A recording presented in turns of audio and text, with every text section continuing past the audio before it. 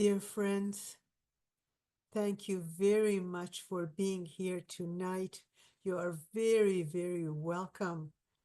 Tonight we have a very special program, a very special speaker, and very special gathering.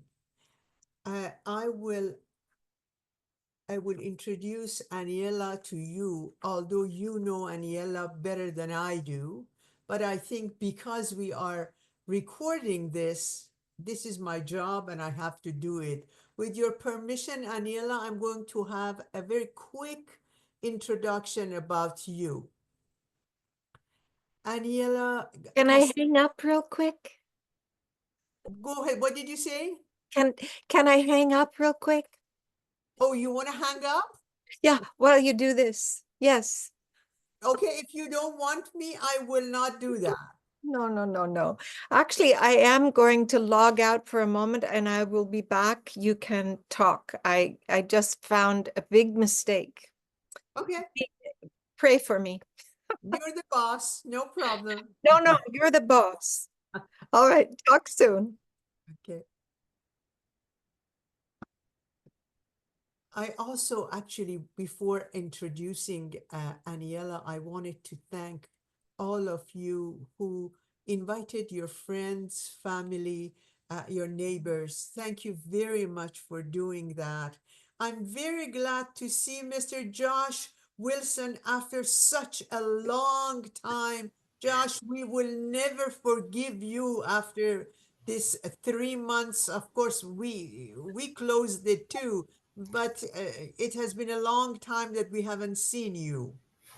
It has been. It's really good seeing you too. Thank you. Thank you for joining us, Josh. Thanks for Appreciate it. having me. Thank you. Thank you.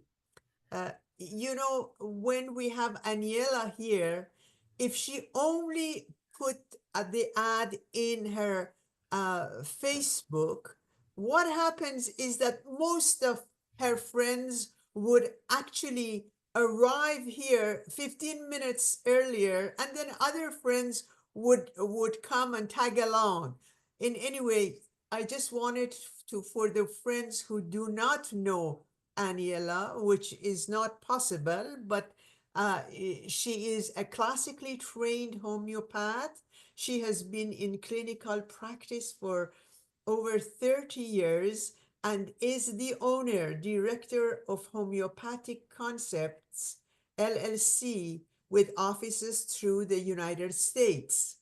Dedicated to the empowerment of mothers, Aniela offers free monthly classes enabling families to knowledgeably apply remedies for the health of their family.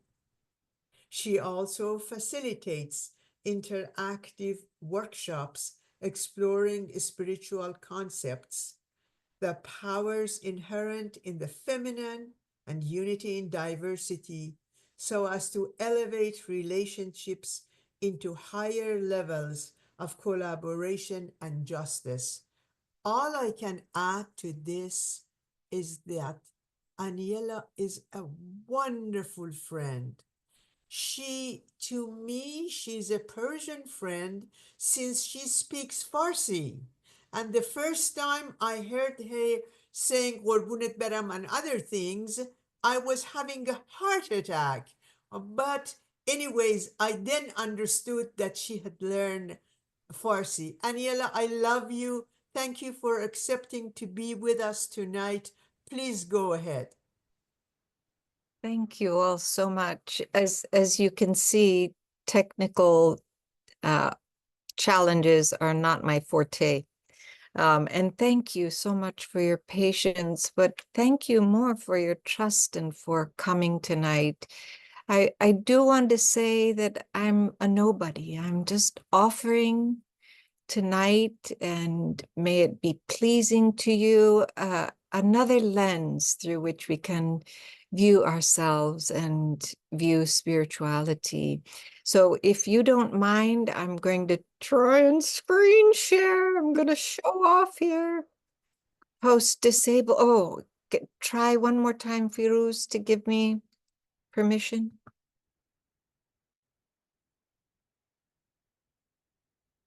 She's my boss.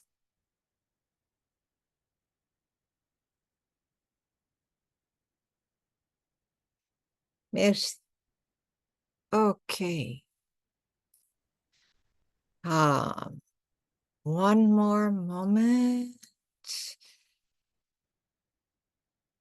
I can do this. I can do this. I can do this. No, it's not that. Pray for me, dear friends. Okay, Nisanjun, where is the play button? Does anybody know where the play button is?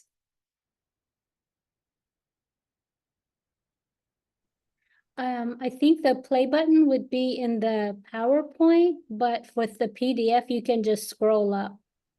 And how do I make it larger so that it takes up the whole screen, dear one? I think you just Can you all see my screen? Yes, we can. Enter full screen. How about that? there we go. Thank you, angels. So, you know, we need just look a little bit to the left, a little bit to the right, and we see this crisis of identity in the world. And we see who are we? And I like to think of this particular talk as that humankind has reached this place in life. It's reached a bridge that can only be crossed through unity. So there are things that we need to reevaluate collectively. And tonight we're going to look at some of the things that we can do just by tweaking our understanding of ourselves, that we're spiritual beings having a human experience. There's this beautiful quote in the Baha'i writings that says, "The troubles of this world will pass away, and what we have left is what we have done with our souls." So we're going to talk tonight about our souls and what are we going to speak about? This crisis of identity, if we don't understand that my individual self has actually a major contribution to the collective, and there are particular qualities that God has given to each of us, intrinsic qualities, and we have a round table now. We're not looking at status, we're not looking at, initials after people's names. Everyone matters at this human table that God has called us to. I heard once, and if it's not true, pipe up, but I love it. And you can pipe up and I may still believe it, but that God has everything. So when I present myself to God, God says, I am the all-powerful. And what do you have that I don't have? And I can say, well, I learned patience and I learned love. I learned mercy. God says, I am the all-merciful. I am the all-patient. What do you have that I don't have? And the one thing that we can lay at the feet of our Lord is humility. And humility is a very interesting word because it is, to me, the capacity to learn from anyone, anywhere, anyhow, any way. But we stay in this search, this humble posture of learning. There's a very important letter that was released to the Baha'is of the world. And, without going into great detail, there were three overarching themes that humanity is being called to learn, three disciplines. One is the language of encouragement. What does that mean? What does that mean? That instead of concentrating on your 9 faults, as an encourager, I look at your strengths and ignore the faults. If we're going to cross this bridge that we're at, humanity is at, in unity, we have to cultivate a language of accompaniment. What I have learned, I generously pass on to you and you to me. And so this reciprocity, accompaniment is not just the passing of human knowledge, it's the passing of spiritual knowledge. And it is an ongoing, magnificent dance of intimate belief in one another. The third is this humble posture of learning, that life is a process and we don't ever arrive. Learning is a process. We act and reflect and we see, how did we do? What can we do better? What could we do more of? What could we offer? And then we try it out, knowing that we will make mistakes and we'll stumble, but there's in this construct, this language of encouragement, this language of accompaniment, and this humble posture of learning, there's a hunger to learn. We are not concentrating on the mistakes, we're concentrating on what is working. And I want to read real quick, there was an extremely important meeting that happened at the United Nations.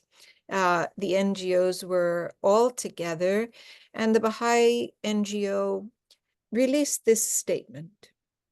Humanity's interdependence requires that historically bounded identities, whether defined by nation, religion, or race, give way to an overarching recognition of our shared humanity as our primary identity. Our shared humanity is our primary identity. So this construct of this language of encouragement, accompaniment, this humble posture of learning is towards this oneness of humankind. We ask ourselves, what would our policies and systems look like if they truly embrace this interdependence? One world, one human family. They go on and they say a new approach must emerge. One where the dignity of every individual can find full expression and the potential of all people realized. Hence, who are we really? So I'm going to just read through these real quick because I want to touch on them. Did you know that you're a promoter of human honor? This spiritual being having a human experience? Did you know that being a seeker of wisdom is a high, high calling with tremendous responsibilities? To seek truth, to bow to it, to enact it, and to keep searching. Did you know that we're champions of justice? One human race, one human family. So if we have a round table where everyone is invited, the station of the innocent, which is the child, the station of the idealist, which, believe it or not, is 11 to 15 years old, the station of the youth, that we can do anything, we can soar. And then the station of maturity, all at the table, no matter our what we do as work is worship, we're adding to the advancement of this human table. Did you know that God asks us to be selfless givers? What did Jesus mean when he said, love thy neighbor as yourself? And in the Baha'i faith, love your neighbor better than yourself. So we'll look at, what does it mean to be a selfless giver? What does it mean to be a pure channel? That these worlds, this human world and the spiritual worlds, are in lockstep with each other.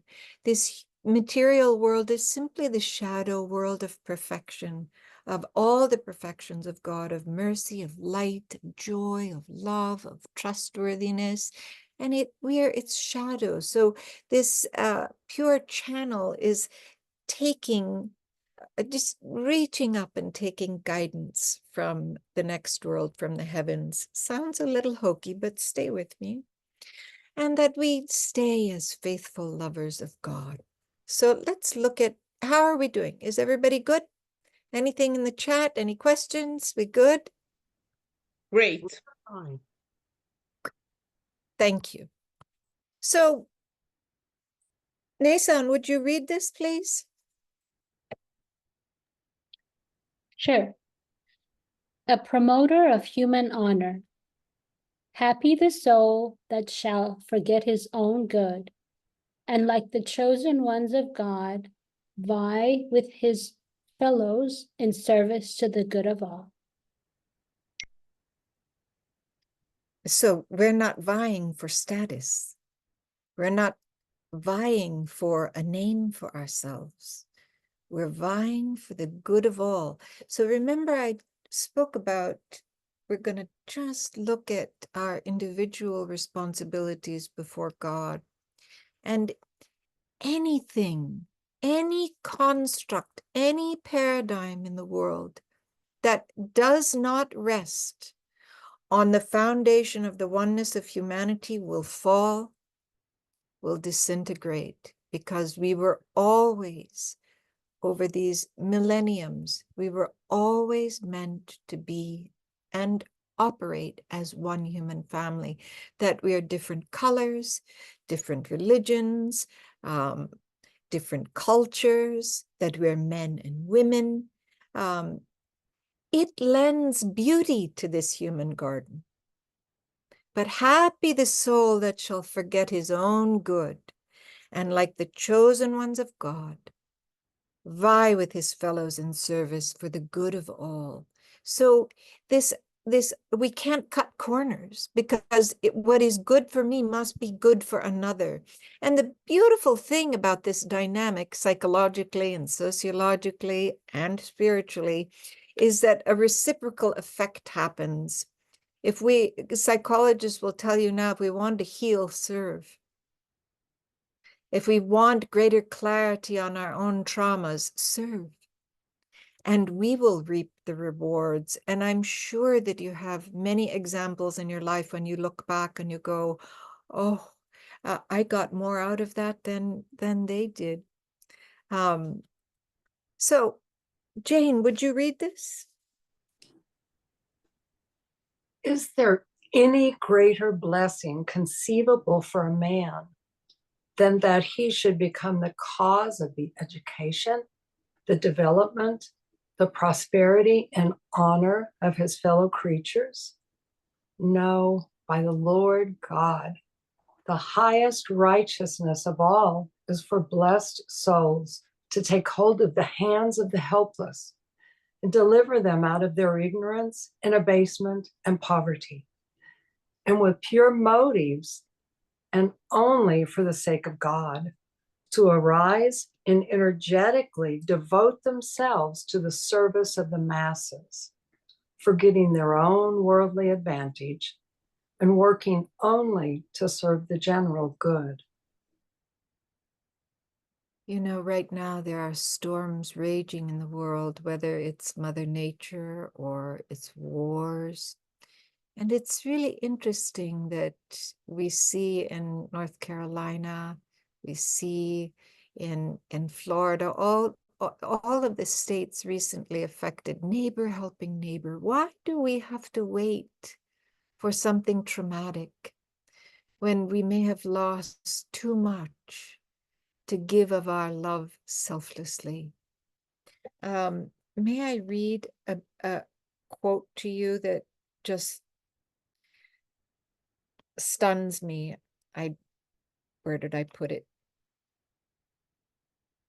Oh, come fast. Don't take time. There's this a monk,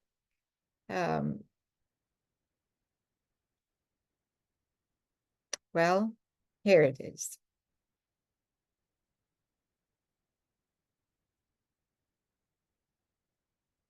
He says, sometime in your life, hope that you might see a starved man.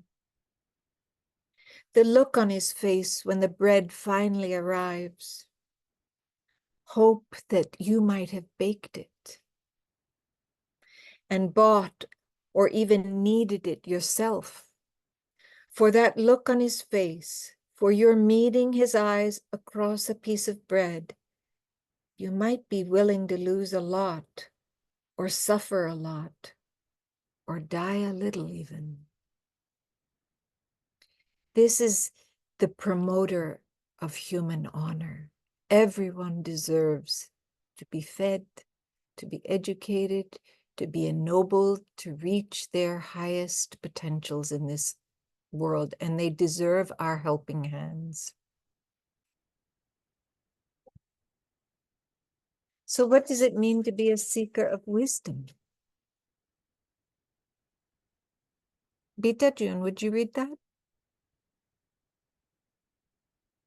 Sure. A seeker of wisdom, knowledge is as wings to man's life and a ladder for his ascent. Its acquisition is incumbent upon everyone. In truth, knowledge is veritable treasure for man and a source of glory, of bounty, of joy, of exaltation, of cheer and gladness unto him. What is that age-old saying that says you can feed a man, but if you teach him to fish, there's his glory. Everyone deserves access to knowledge, but everyone deserves education. This is, we have minds to, put together and find solutions to these problems that we have right now, so that we can cross that bridge to unity. What if also we deny others the knowledge of God or the knowledge of their own selves and their relationship, their soul's relationship to this unknowable essence, to this unknowable essence of pure love created each human being noble. And it would calm a lot of trauma. I don't want to speak ill of my upbringing, because it was a fascinating education with the Jesuits. I do have to say, though, I was always hurt that I was born in sin. And to find out, as I studied comparative religions, that actually human beings inserted that, not God.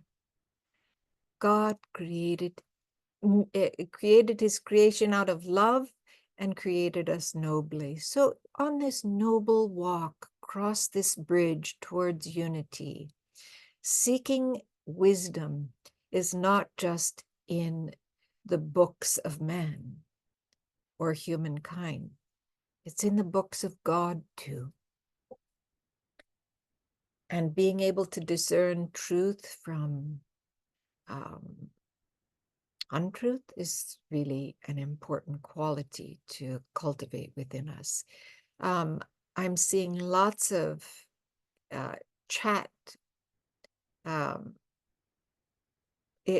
we okay to go on? Are we good, Firuz? I'm just counting on you. We are great. Thank you. Thank you. All right. So a champion of justice. Nesanjun, would you read this, please? What does this mean? A champion of justice.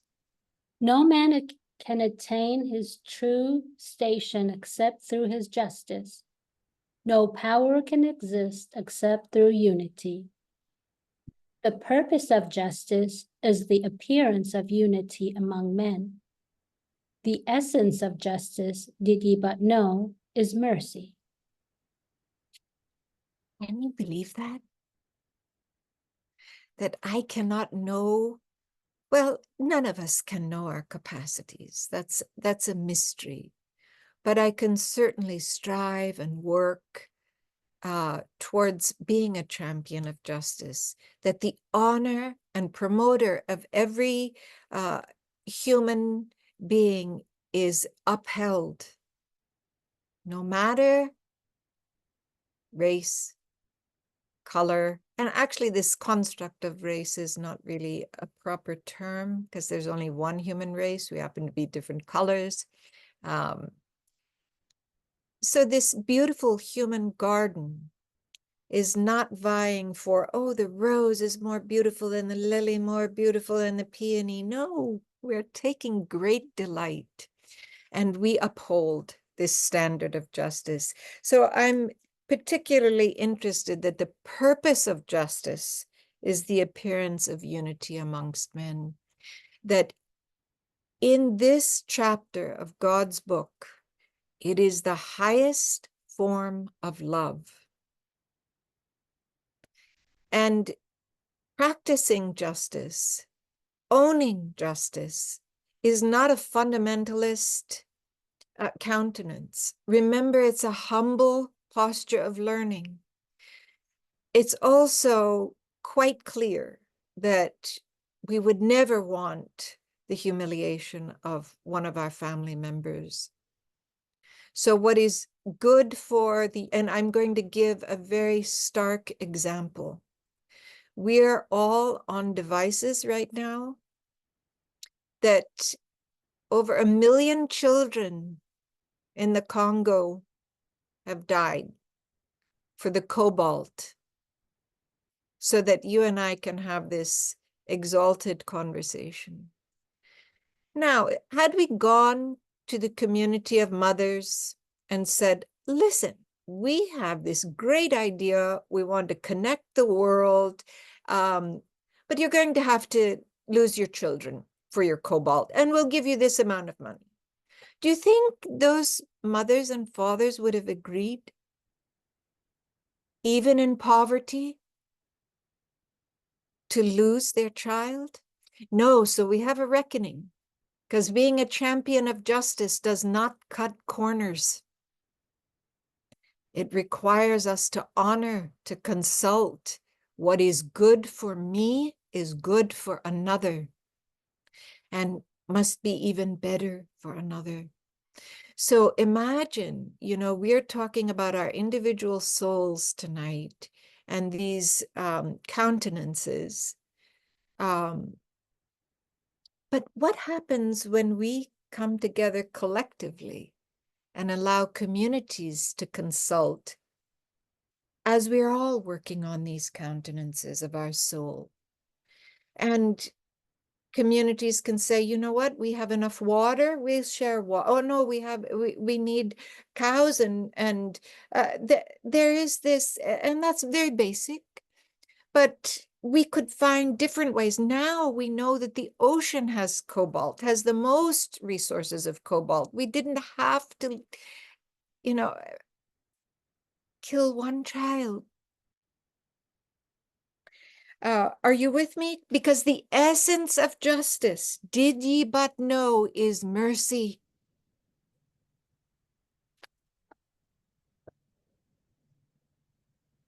What does it mean to be a selfless giver?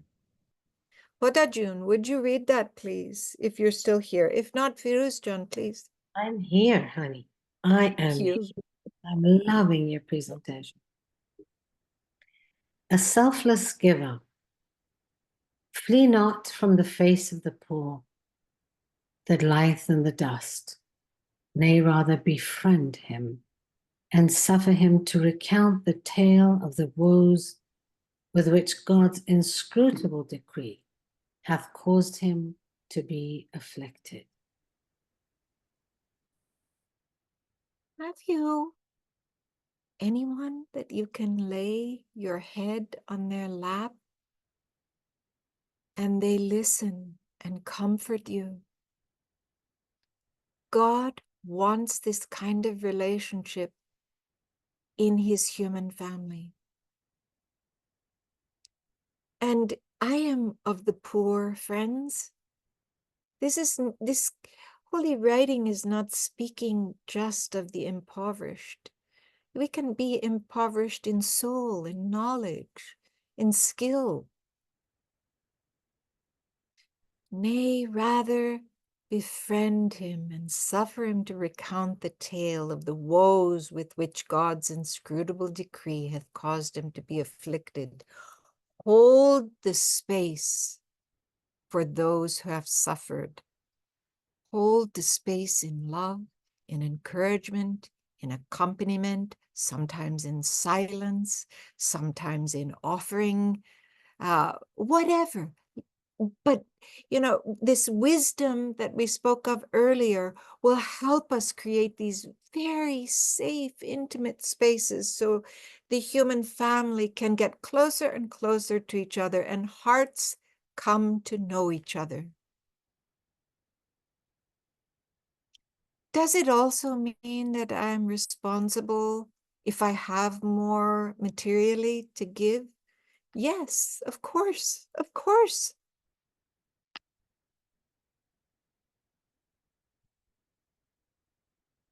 A pure channel. Firuz John, would you read that? Absolutely. A pure channel, chaste eyes, enjoy the beatific vision of the Lord and know what this encounter meaneth. A pure sense inhaleth the fragrances that blow from the rose gardens of high grace. A burnished heart will mirror forth the comely face of truth. We have talked a lot about this word chaste, and we always go to sexualizing it. And we needn't here. Yes, we need to. We need to make sure that our minds and hearts are clean and upholding the honor of one another, because the only way we'll get close is with an extraordinary sense of trustworthiness amongst one another. So I would not invade in my mind your honor by sexualizing you. And you wouldn't do that to me. But I'm very interested in this quote because this chasteness, although it has almost an innocent quality to it, we're asked to cultivate wisdom in our divine wisdom, lowercase d, searching for the higher case d wisdom, divine wisdom.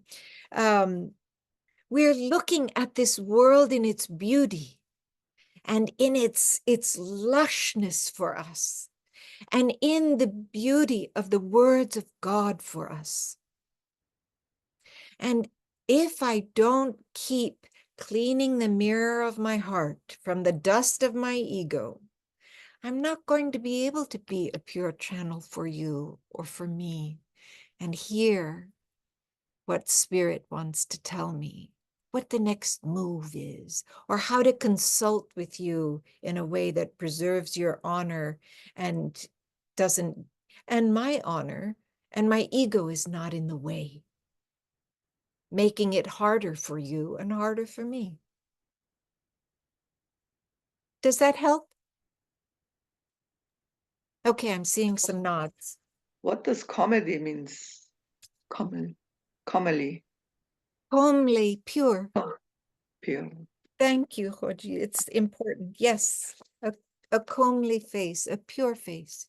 You know when you're standing in the presence of humility. You can feel it. So, a faithful lover of God. Why is that a countenance that we need? who is Gary here? Or Miguel, are you here? Gary is I here. am here. Please, will you read this? Yes, I will. Aloha, everyone. Aloha. Know thou of a certainty that love is the secret of God's holy dispensation. One more time.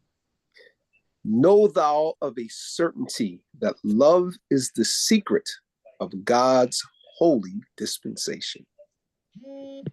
In this particular quote, love is capitalized. And did you know that a phenomena that we named gravity is actually love? It's what holds the planets together. And it's what will build that bridge towards unity that we must cross. God, in every chapter of his grand book, where he sent these messengers to us to raise our spiritual capacities a little more each time one of these great teachers came, it was always love. Think of a parent and the love that what we would do for our children, this selflessness that we must exhibit to truly love them. Know thou of a certainty that love is the secret of God's holy dispensation and has always been and will always be. Oh, but there's a caveat. Miguel, are you here? Maybe not. I am. Yes, yes, Will you please read, sweetheart? I will do. Thank you. The steed of this valley is pain.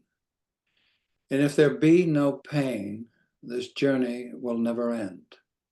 In this station, the lover hath no thought save the beloved, and seeketh no refuge save the friend.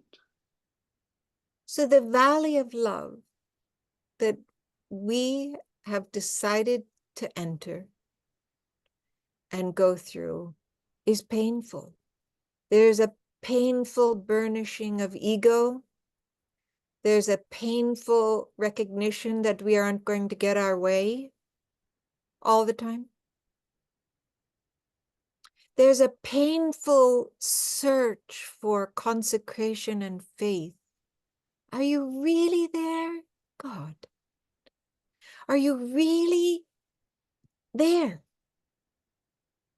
And so if we don't accept this pain, actually, we're asked to accept it with radiant acquiescence. That's a big ask. Radiantly say it's the will of God. I bow to you. You'll get me through this, God, and you'll get me through it better than the day before.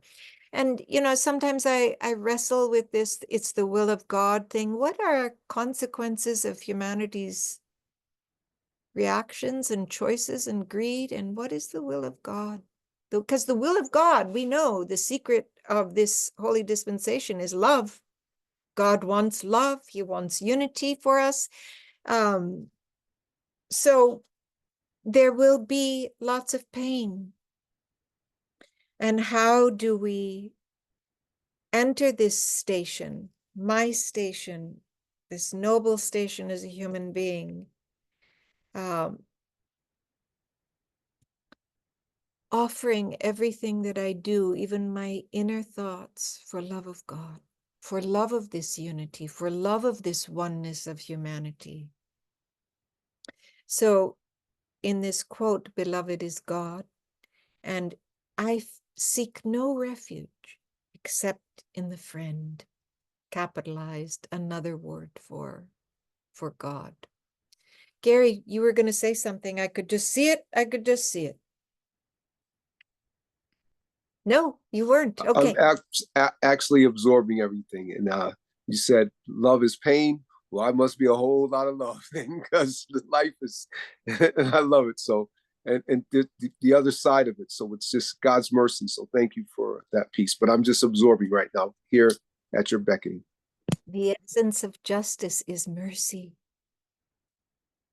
So there are many, many, many delights if we will yield to and traverse this valley into the valley of knowledge, that the knowledge of God is ever present. We are ever in need of it, and we're ever in search of it. Aniela, Yes, I did think of something as you said that. We're taught to avoid pain, take a quick fix to something to numb it.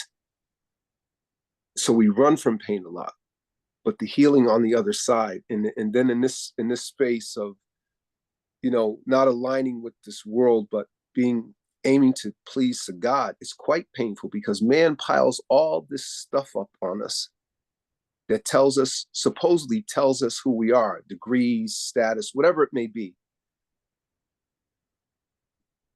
What happens when it's all said and done? Greed comes in. You just keep chasing something. There's no fulfillment, but an absolute nothingness of the world. There's everything, because that's where God's love is. So I strive to be pleasing unto God. I don't worry about what man, because God said we're created noble. That's what I ride. I walk in the nobility that he says. Then I don't have to worry about what the world says, because the world is fickle. It will change its mind. What's in vogue today may be out tomorrow. So we're always chasing something. But if you anchor into God's love, that suffices. God is sufficient unto me. He verily is the all-sufficing. In him, let the trust and trust. He doesn't say in the world. In him, let the trust and trust. Well, that was a magnificent preface, Gary. Do not unmute because you read the next one. Oh, my brother, until thou forsake thine outward eyes, thou shalt never open the eye of thine inward being. And until thou burn with the fire of love, thou shalt never commune with the lover of longing. It's a very mystical quote. But did you know that our eyes are meant, we can see with our eyes, we can see the material world, but we're actually meant to discern the spiritual mysteries that God has laid out in this magnificent world. Did you know that we can hear with our ears, but actually we're asked to hear and use our ears as spiritual discernment and hearing the melodies of God, hearing the melodies of love, of joy, of patience, of kindness, of compassion, of unity, of trustworthiness, of humility. All of these faculties are so that the soul can live.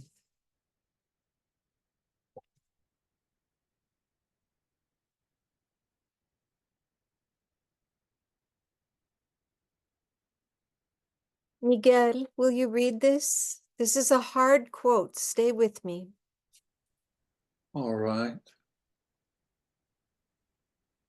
A lover feareth nothing, and no harm can come nigh him. Thou seest him chill in the fire and dry in the sea. A lover is he who is chill in hellfire. A knower is he who is dry in the sea. It's a very mystical poem. And the lover is me with the beloved, which is God. It is you with the beloved, which is God. And when I have no fear, Gary nailed it when he said that the world is fickle and will tell us lots of things about ourselves. But when I believe God, that I have been created noble, and we'll go back over these, to be a promoter of honor, to be a champion of justice. When I stay with this vision, I can be chill in the fire and dry in the sea, meaning that the tests that are coming one after the other, I'm able to figure out and problem solve with your help, with us together, because we are operating in truth, that love is the secret of God's holy dispensation, that oneness of humanity is the paradigm and the construct we are building. Miguel, will you go on? Yes. He seeth life in death, and in shame seeketh glory. To merit the madness of love, man must abound in sanity. To merit the bonds of the friend, he must be full of spirit. Blessed the neck that is caught in his noose. Happy the head that falleth on the dust in the pathway of his love. Wherefore, O friend, give up thyself, that thou mayest find the peerless one. Pass by this mortal earth, that thou mayest seek a home in the nest of heaven. Such beautiful, beautiful, mystical words that help us come close to, it doesn't matter what people do to us. They oppress, they keep down, they, you know, the capacity of cruelty. But in shame, that's their shame. We're living in glory, no matter. It's very difficult, dear friends, in this world. It's a hard walk. There's someone amongst us who lived a very long time in prison until he discovered that he wasn't in prison anymore because he was in the hands of God. And the injustices heaped upon him, he could take glory in because he found more love in the arms of the beloved, in the truths of the beloved, and does not seek justice from the world, even though it is our holy responsibility to be seeking justice. He seeks justice in the eyes of God. And you don't have to say someone, that someone is me. I stand in my faith, and that this life, whatever it once disillusioned me to feel unworthy of, it was in prison, of all places, that's designed to strip you of every sense of humanity, that Baha'u'llah spoke to my heart. I've removed the dross of this world, and I cling to the hem of his robe no matter what this world throws at me, because it can't touch my spirit. So you don't have to say someone. I stand in the trials of this life because it has me clinging to the hem of his robe. So that someone is me. And as Baha'u'llah said, we have made abasement the garment of glory. Not my glory, his glory. So thank you, beloved Aniela. My sweet, it wasn't for me to say. No, it is, because You again, say your name. it's God, his grace and his mercy, but we look at things of this world and we measure people by that. But God, Baha'u'llah, revealed himself in the most backward society on the planet at the time. Every manifestation did, but we forget that, and we'll still, enamor ourselves in the things of the world, But I don't look for the world for answers. I know what God has said of me, and that's what I walk in. And so my grandmother used to say, it's never what they call you, it's what you answer to. What I answer to is the noble being that Baha'u'llah says that I am. And that's what I walk in. So thank you, beloved. Thank you. Oh, dear friends, if you ever get the chance to hear Gary or be at the receiving end of hard-won knowledge, you're changed in an instant. I wonder, can we do that for each other? All the time. All the time. So I want us to just circle back to these countenances that begin to break down this crisis of identity. We're holy beings, lowercase h,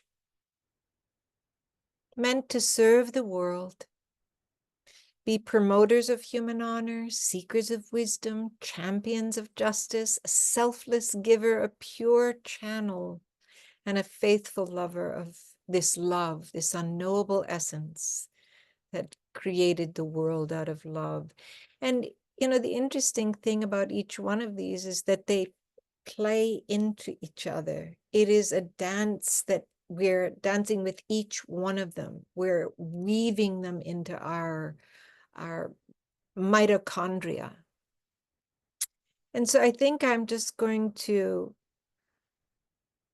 be quiet for a little while and listen to what you have gleaned, or answer questions, or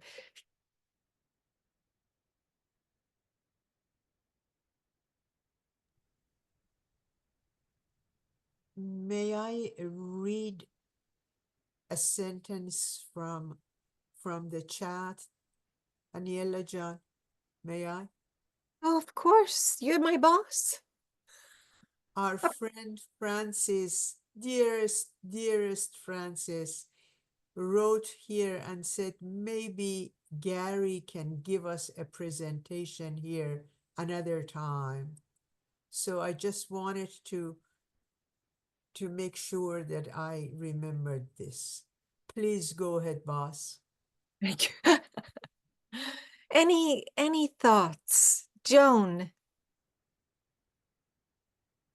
I just wanted to say I'm so thankful, Gary, that you spoke. My heart instantly can feel it, can feel the strength of your love for Baha'u'llah, and it just it fills me with joy and encouragement.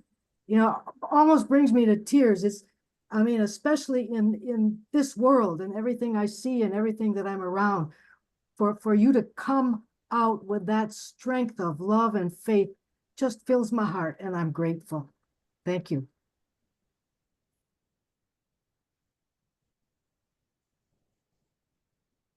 Take in the love, Gary.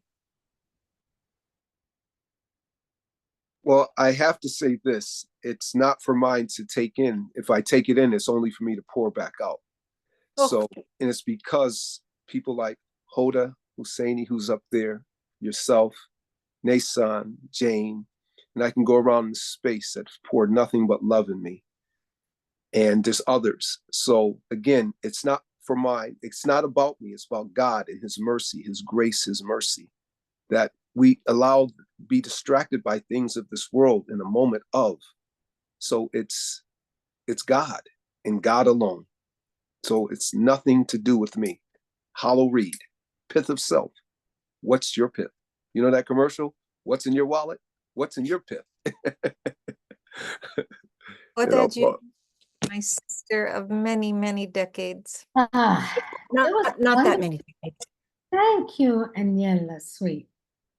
I was thinking when I was looking at this list, a promoter of human honor, seeker of wisdom, a champion of justice, a selfless giver, pure channel, a faithful lover of God. I was trying to think which one has primacy. You know, can't help but think, what is it? And I was like, okay, which one is the hardest? Which one seems to be the one that is, all the others depend on it. And it's just me, I'm just sharing my thoughts here.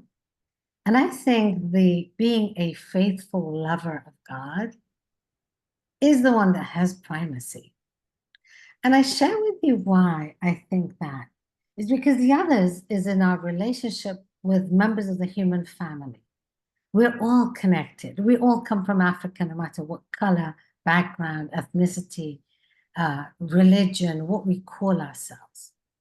But being this faithful lover of God is a relation between us and this unknowable essence. So for me, I'm being honest, I think that's the hardest for me.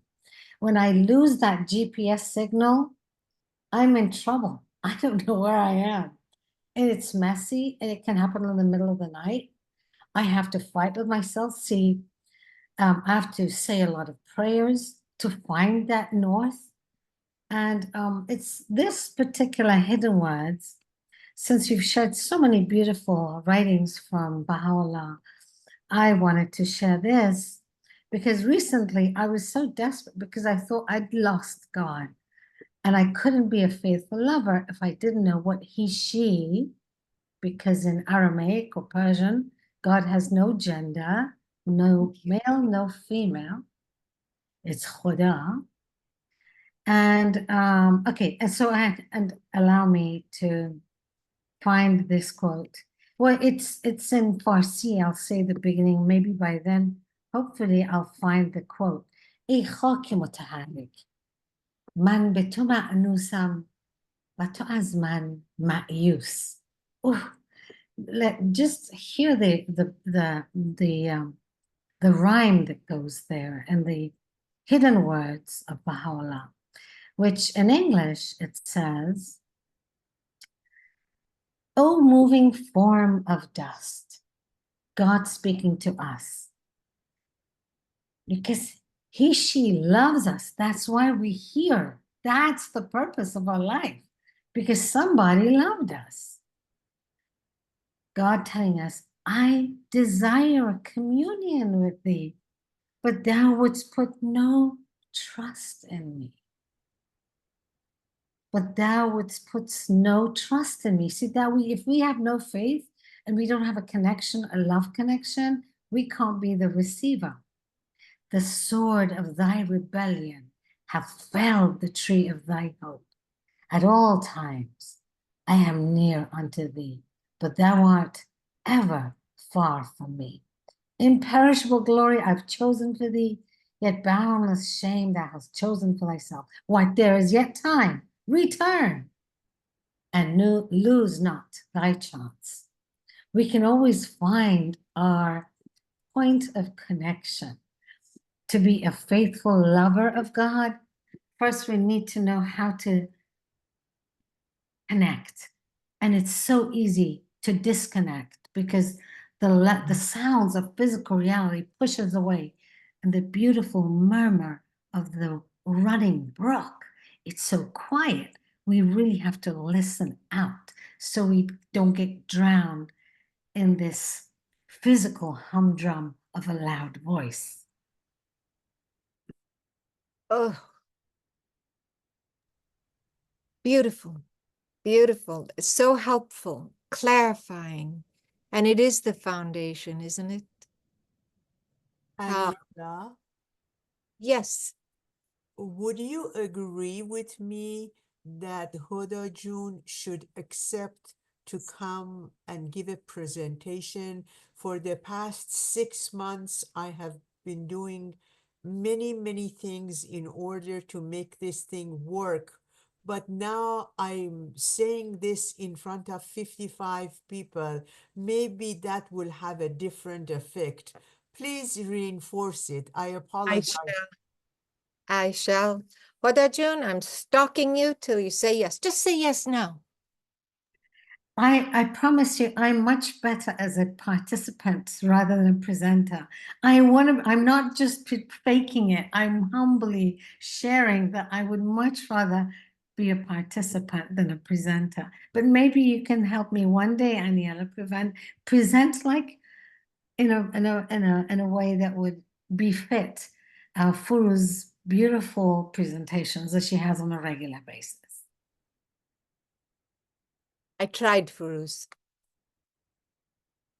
I will help Hodajun. Actually, there's a team here that made this possible, not Aniela.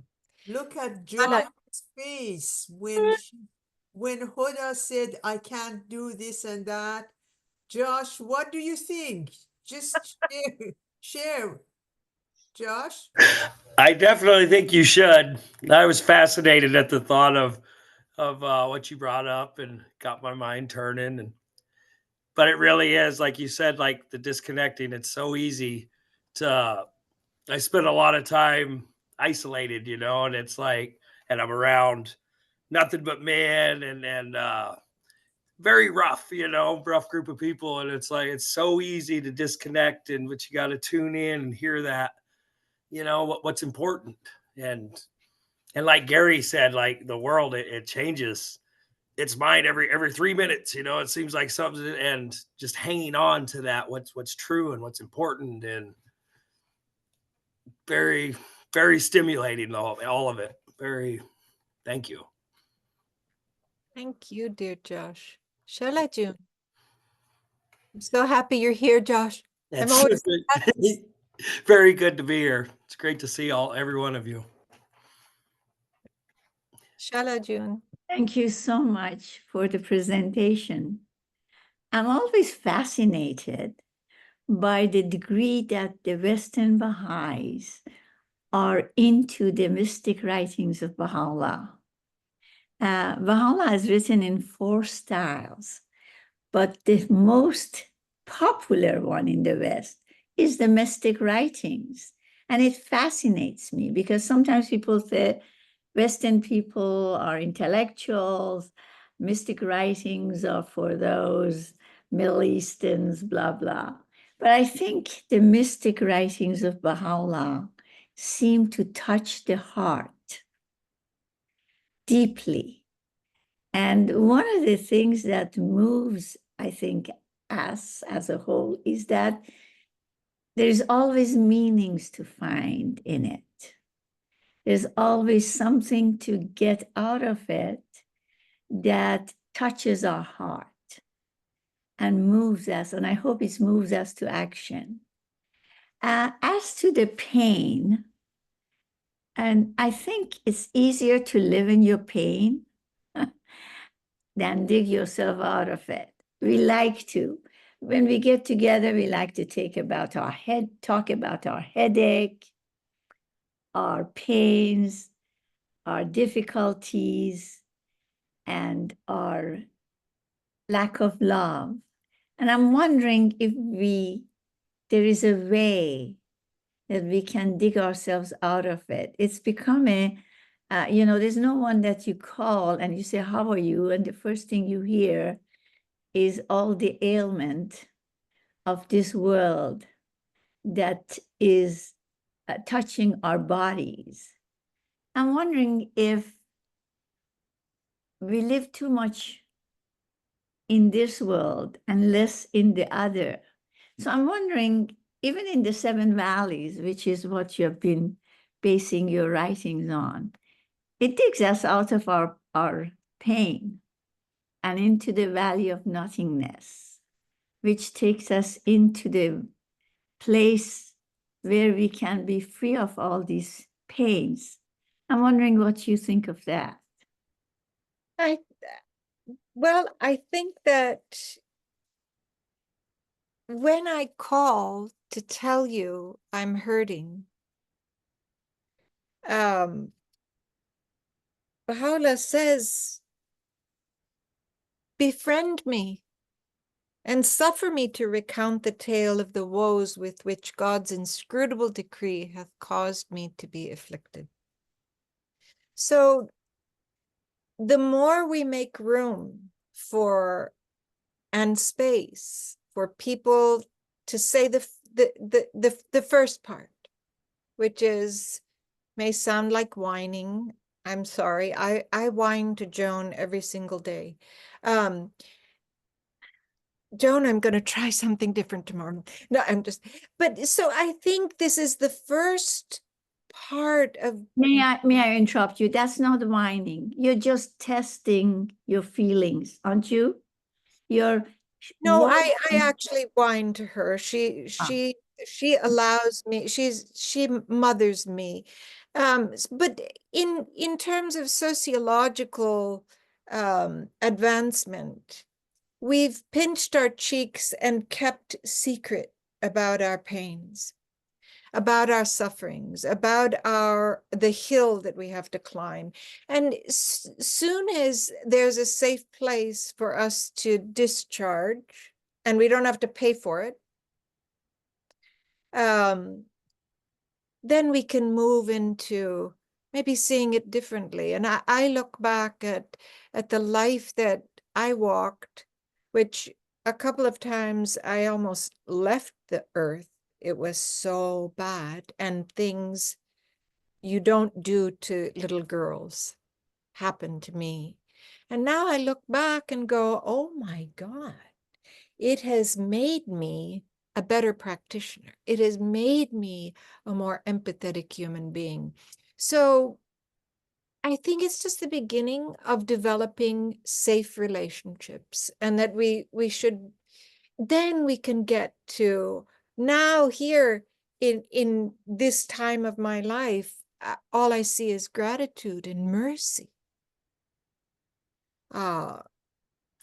So it's an evolution. I agree with you, but I'm wondering. I find that, for example, we look at the news. The only news that is given to us, any channel you turn on, is all that's going wrong. Well, Baha'u'llah says he calls the press to truthfulness, accountability, and also tell us what's going right. Yes, they're telling us what's going on, but I'm wondering, this is my thought, whether or not we are imbalanced in our sharing of the negative, and how much of the positive do we balance it with? Do I say to myself, yes, I have broken my foot and I'm wearing a boot and it hurts, but thank God I have 2 feet. I still can walk. I'm wondering if we have come to that point. Thank you, Shala. Pina and Gary. Oh, thank you, dear Shala. You reminded me of all struggles, and the beauty from that struggle reminds me of like this plant. They have to go through difficulties to come out so beautifully. And I see the beauty of God, the love of God in this plant. You see, look like heart. And even this leaf, yellow-green leaf, is heart. And so every morning when I come out to my little potted garden, because we're on the 22nd floor, I see beauty. I see generosity, because I want to show you. The generosity of the fruits that's coming up is just makes me so happy. When I'm in the Zoom, sometimes I look up my inspiration and look towards outside, and they ask me, why are you looking out? What's that? So I want to show you. Luscious. These are my tomatoes. So generous. And it's all potted.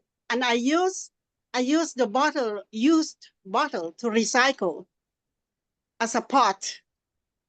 And I'm learning so much from gardening, because I happened to break a tip of a tomato flower, and I planted it in case, I don't know if you can see it, in case it will grow, and it's growing, and the little fruit is growing. It's because you saw the brokenness and planted it. You took care of it. You loved it. You watered it. And, every being craves. And the birds come and they build nest, you know. They build their nest, and it's so beautiful that because I learned from these the 2 birds. They help each other. They come together every day. This was the past. They built nest, and there was 1 egg, and I quietly looked.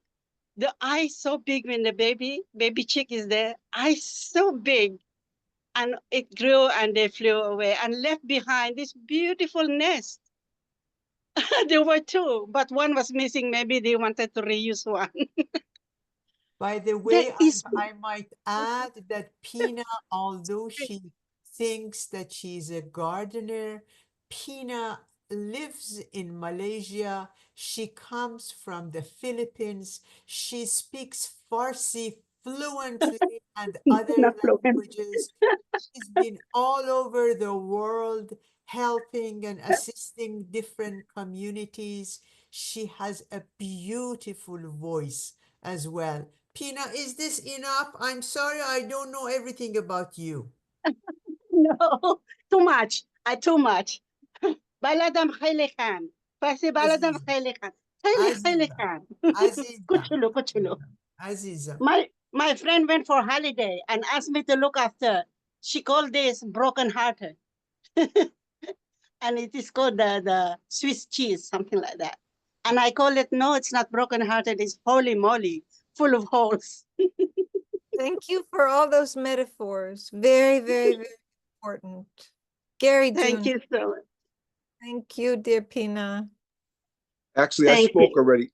I spoke. I'll wait for Riaz to go. He has his hands up too, so I'll go after that. Dear Riaz. Well, thank you so much. I mean, I'm following the comments from Shahla Stee.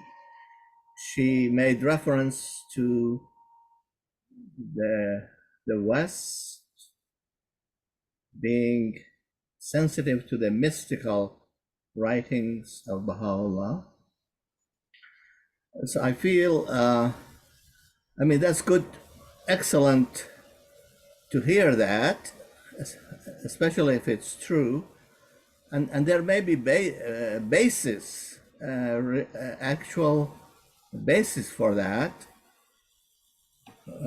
One basis is that, if I'm not mistaken, especially the followers in the North American continent have been designated the spiritual, what is that? Spiritual Descendants. the spiritual descendants of the Dawnbreakers. That is their, that's their I mean, even though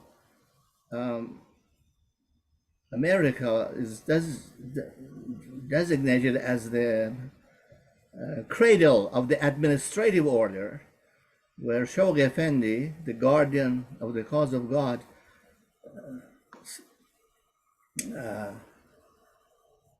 built, essentially formed from the beginning of the formative age, formed the structure of the administrative order in the North American continent, and yet, I mean, that's administrative structure. However, those same followers of Baha'u'llah have been designated the spiritual descendants of the Dawnbreakers. That capacity would indicate that they are sensitive to the mystical aspects.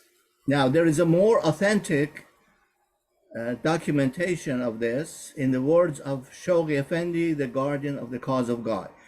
In one of his published works, I'm not sure, I think in the Promised Days Come, if I'm not mistaken, the friends can all research this using the search, the latest search engines, but Shoghi Effendi explicitly says that the Baha'i faith is essentially or ultimately mystical In nature, yes. In nature. I'm sorry, I'm not good at remembering exact texts, but either it's ultimately a mystic in nature, or mystic, anyway, that's close. So this is a whole new, it should show us that we should appreciate this and and its meaning, that it's not, of course, it's so strong in administrative structures and in principles that are applicable to society, social principles and social and history and all these things. It's rich in all these aspects. However, Shogafen says it's this faith is ultimately beyond administration, beyond history, beyond the social principles, beyond its trends into from the past and into the future. Beyond all those, it is ultimately mystic in nature. So this for us has great implications, because the mystic implies the spiritual realms above the material. Mystic means realms above the material, and that takes us into the realms of the spirit. And the dimensions of the spirit have very much been explained and expounded, especially by Abdul Baha in some answered questions. All the different degrees of spirit, of the heart, of the soul, of the mind, and especially the spirit of faith. That is the ultimate degree of spirituality that we are called upon to attain, the spirit of faith. And the universal house of justice that has been created by Abdul Baha, by Baha'u'llah, in his most holy book, the Kitab al-Aqdas,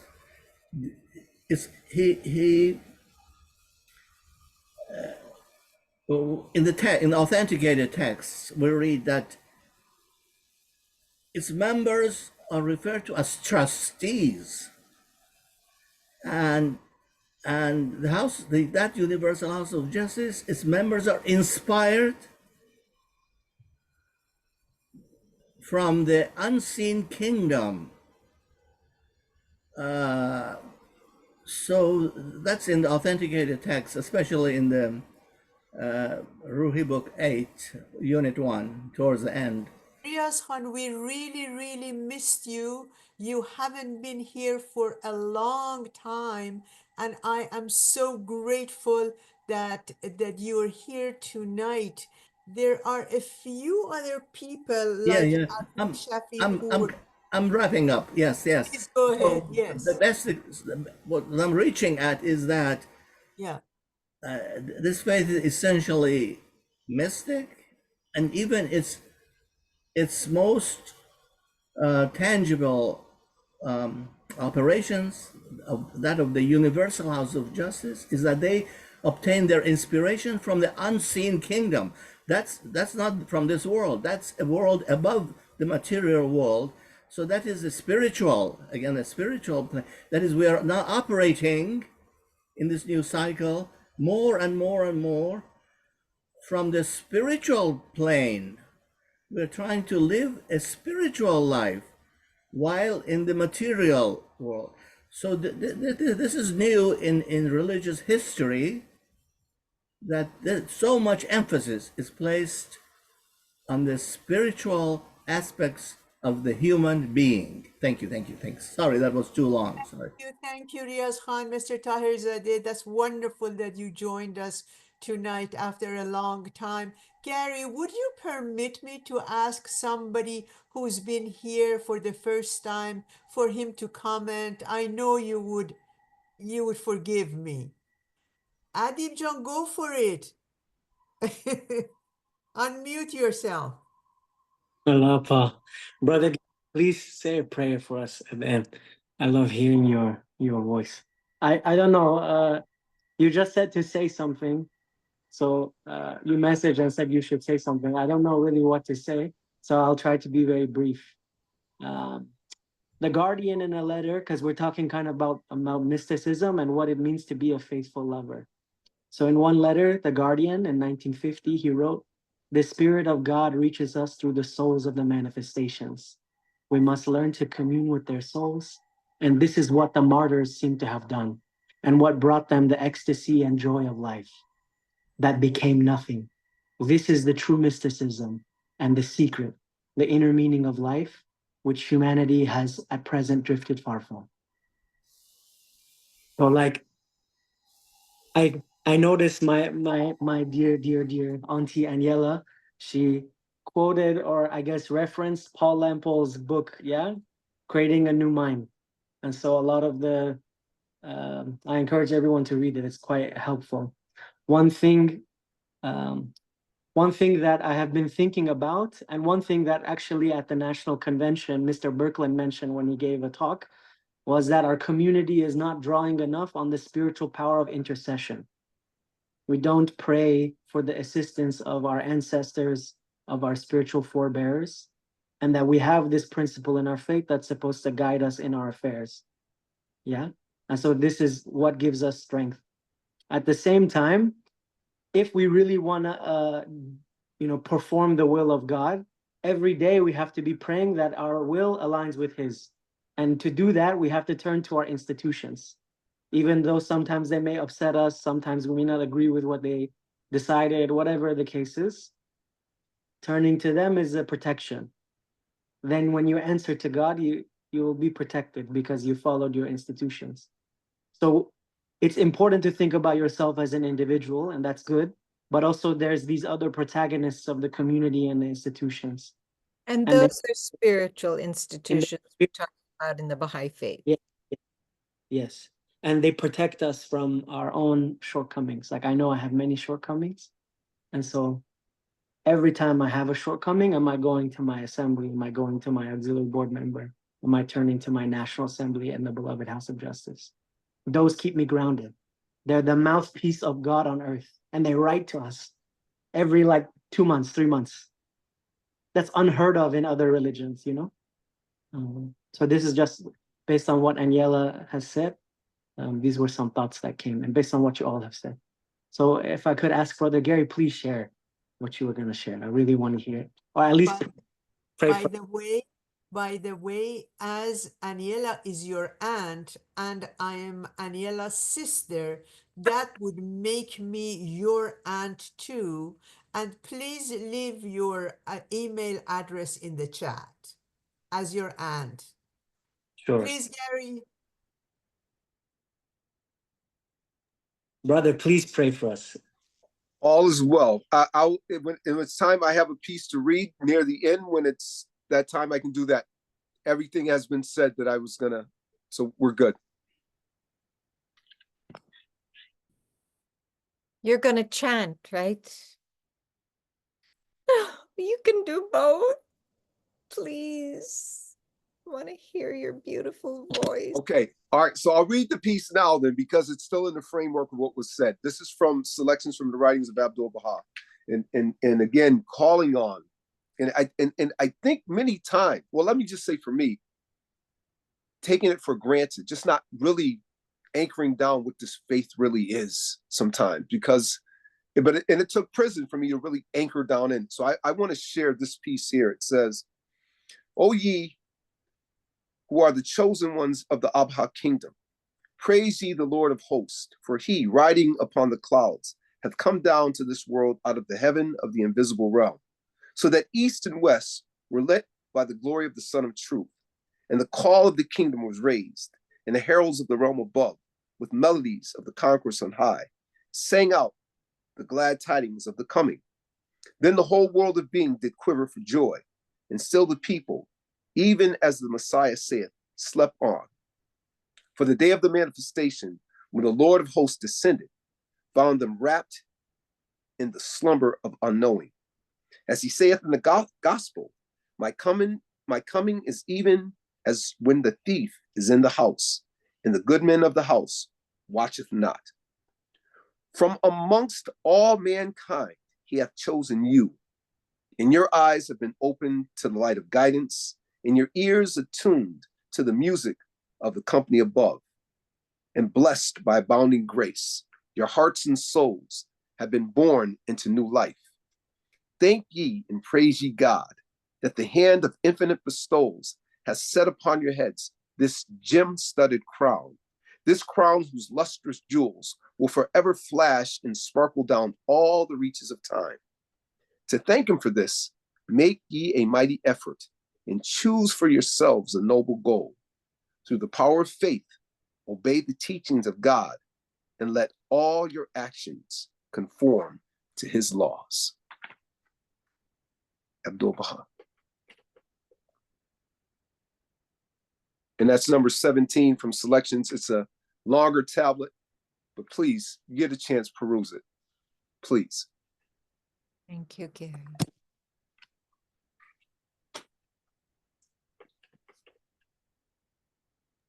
Friends, it's 8:30. Is there any more questions? I mean, we would sit here and chat forever and ever, particularly because Gary accepted to come and give a presentation. So did Hodajan. But, but anyways, Aniela Jan, do you think 8:30 is the good time to go for our devotions? Yes, absolutely. Absolutely. Thank you all so much for this honor. I just wanted to thank Ms. Louise Leblanc for participating in our session tonight. We love you, Louise. You've been in our prayers and thoughts. We're all sisters.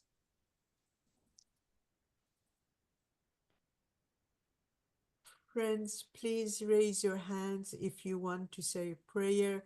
Josh, you might want to be the first one, if not the second.